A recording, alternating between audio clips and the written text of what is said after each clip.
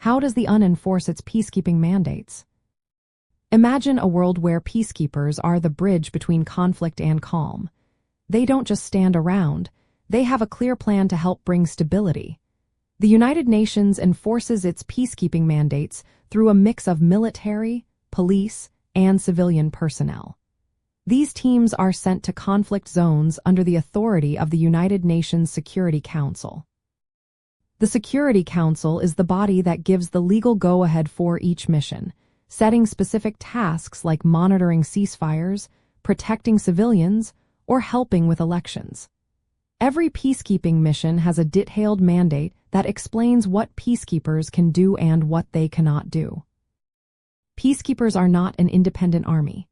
They are soldiers, police officers, and civilians from different countries, serving under UN command but still part of their national forces. The UN provides overall direction, but the personnel follow rules set by both the UN and their home countries. The use of force by peacekeepers is very carefully regulated. They are only allowed to use force in self-defense or to protect civilians who are in immediate danger. They do not act as an army to impose peace with aggressive military action. Instead, they use force only when necessary and proportional, guided by rules called rules of engagement and the directive on the use of force. These rules make sure their actions are lawful and respect human rights. In situations that are more dangerous, the Security Council can give peacekeepers a robust mandate. This means they are allowed to use all necessary means to protect civilians or stop violence. Even then, peacekeepers must act within their authority and try to keep the consent of the host country and main parties involved. This is different from peace enforcement, which involves more aggressive military action without needing approval from the local government. Field commanders are responsible for making sure all peacekeepers understand and follow the rules about when and how to use force.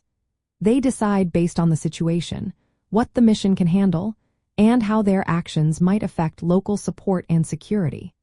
Countries that send troops or police must inform the UN if they have any restrictions on how their personnel can use force.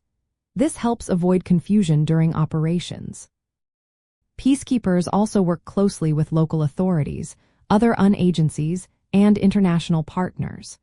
They support disarmament, monitor human rights, help organize elections, and assist in rebuilding institutions.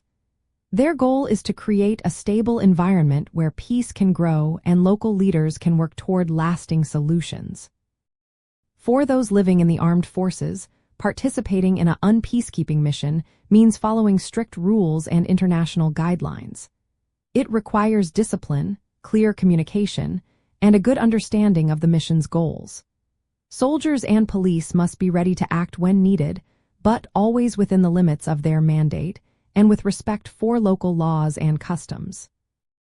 This careful approach helps keep the mission credible and supports the bigger goal of building peace in areas torn by conflict.